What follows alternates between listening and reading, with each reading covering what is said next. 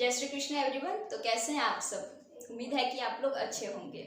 तो हम लोगों ने यहाँ पे मोशन चैप्टर को ख़त्म करते हुए फोर्थ चैप्टर स्टार्ट किए थे और फोर्थ चैप्टर में हम लोगों ने फोर्स को डिटेल से समझा था और अब इस वीडियो में हम लोग टाइप्स ऑफ फोर्स को पढ़ेंगे। ओके, तो आप सभी का यहाँ पे बहुत बहुत स्वागत है। तो चलिए बहुत ही इजी तरीके से हम लोग फिजिक्स को फिर से इजी करते हुए एक नए टॉपिक की ओर बढ़ते हैं, जो कि हम लोग का है यहाँ पे टाइप्स ऑफ फोर्स। ओके, तो बेसिकली टाइप्स ऑफ फोर्स दो टाइप ऑफ होते हैं। पहले होते हैं बैलेंस्ड फोर्स और सेकंड होता है अनबैलेंस्ड फोर्स। हम लोग पहले उसका मीनिंग को समझते हैं कि एक्चुअल में बैलेंस्ड फोर्स होता क्या है और अनबैलेंस्ड फोर्स होता क्या है। उसके बाद एक एक हम लोग एग्जाम्पल से भी उसको समझेंगे अच्छी तरीके से। अगर अच्छा लगे, अगर समझ में आए तो एक लाइक ज़रूर कीजिएगा और सब्सक्राइब करके सपोर्ट भी कीजिएगा। पहले समझ लीजिए, अगर समझ में आए तो ही कीजिएगा।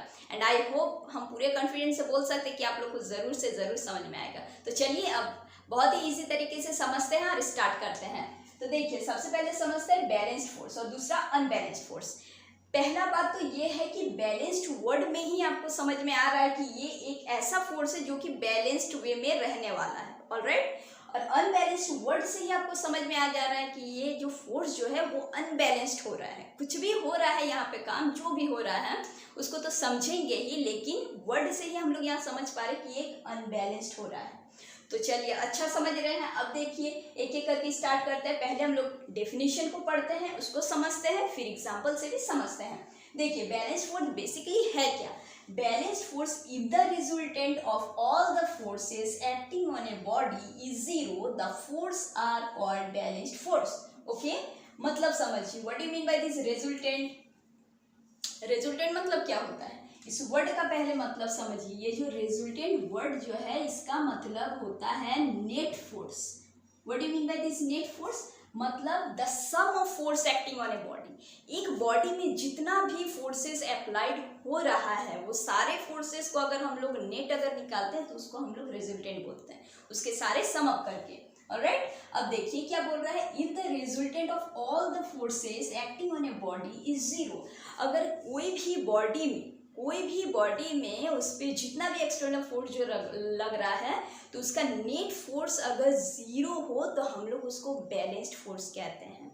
और अनबैलेंस्ड फोर्स का क्या है कि if the resultant force acting on a body is not zero, अगर उसका रिजल्टेंट फोर्स जीरो ना हो तो हम लोग उसको अनबैलेंस्ड फोर्स कहते हैं। अच्छा, जीरो ना हो मतलब नेगेटिव भी हो सकता है, पॉजिटिव भी हो सकता है। ऑलराइट, अब देखिए इसको एग्जांपल से समझते हैं। तो बैलेंस्ड फोर्स में हम बेसिकली ऐसे ही आपको दे रहे हैं एग्जांपल, समझ में आ जाएगा। देखिए जैसे कि ये मार्कर है, हम इस मार्कर पे अपने राइट हैंड से 10 न्यूटन का फोर्स लगा रहे हैं।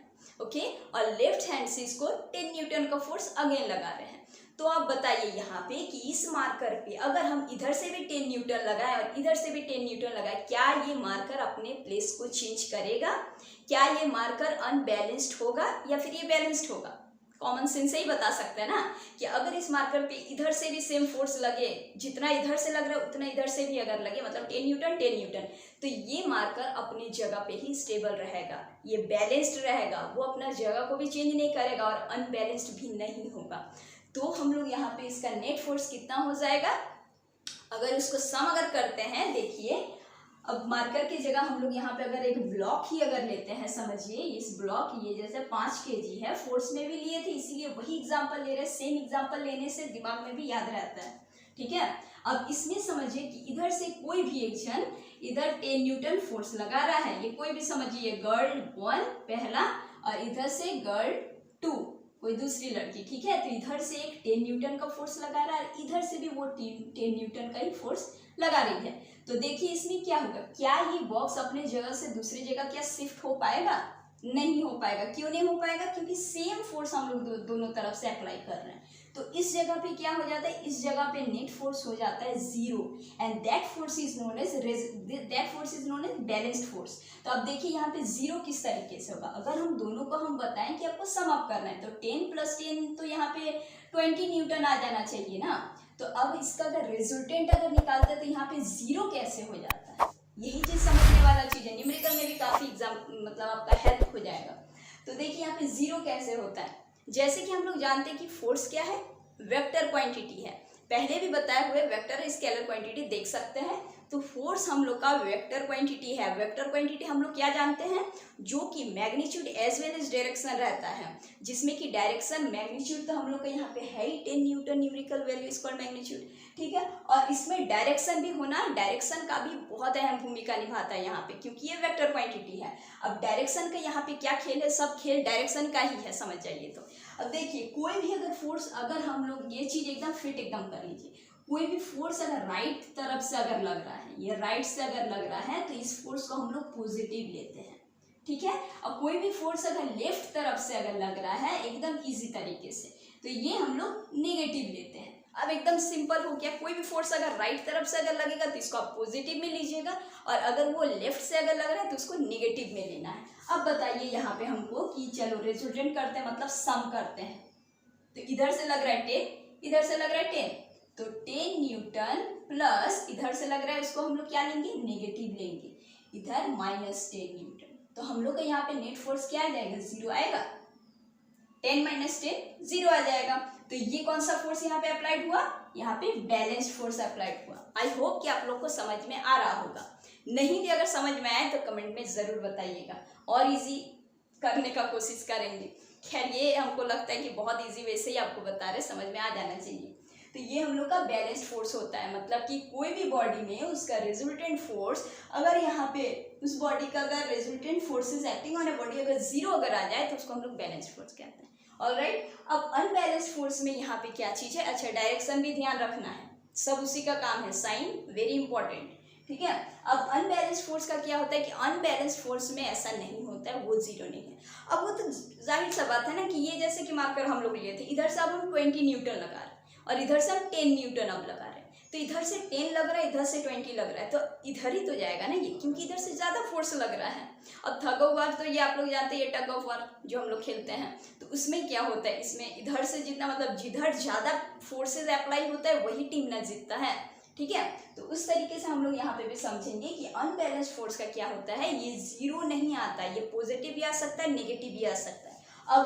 अगर यहाँ पे देखिए यही केस में अगर हम ले लेते इधर से 20, इधर से हम अगर 20 अगर ले ले और इधर अगर 10 अगर ले ले, तो 20 प्लस इधर से -10, तो भी हम लोग का यहाँ पे कितना फोर्स आएगा, 10 न्यूटन आएगा। ये पॉजिटिव में आया अनबैलेंस्ड फोर्स का, ओके। ये 0 तो नहीं आया, 10 न्यूटन आया, मतलब पॉजिटिव में आ रहा है, ये अनबैलेंस्ड फोर्स यहाँ पे अप्लाई हो रहा है।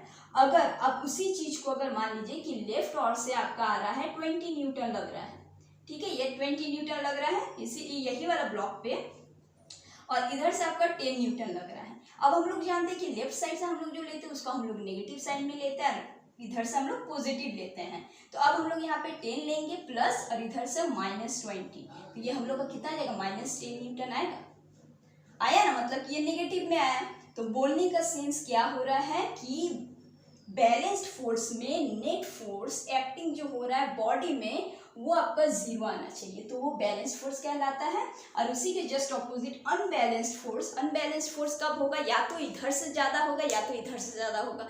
अगर राइट से अगर ज़्यादा अगर आया तो वो पॉजिटिव वैल्यू आएगा, 0 नहीं आएगा। लेफ्ट से अगर ज़्यादा अगर आया तो वो नेगेटिव वैल्यू आएगा, 0 नहीं आएगा, तो वो अनबैलेंस्ड फोर्स का हो, ठीक है। अब एग्जाम्पल भी बहुत ही अच्छे, मतलब कि एकदम इजी तरीके से बताने का प्रयास किए हैं। आई होप कि आप लोग को समझ में भी आया होगा। अगर समझ में आया है तो बहुत अच्छी बात है, क्योंकि न्यूमेरिकल्स इसमें काफ़ी महत्वपूर्ण है। न्यूमेरिकल्स साइन को भी देख करके हम लोग को करना है यहाँ पे, इसीलिए साइन बहुत इंपॉर्टेंट है, याद रखिएगा, सिंपल सा ही है।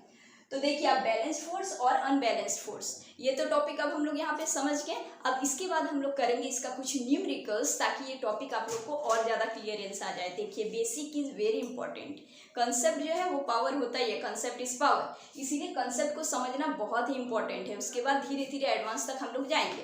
तो आप लोग को अगर अच्छा लगे तो देन लाइक यू, ओके। अब चलिए हम लोग यहीं पे इस वीडियो को समाप्त करते हैं। इसके बाद हम लोग मिलते हैं फिर से एक नई वीडियो में, फिर से एनर्जेटिक तरीके से। And thanks for watching.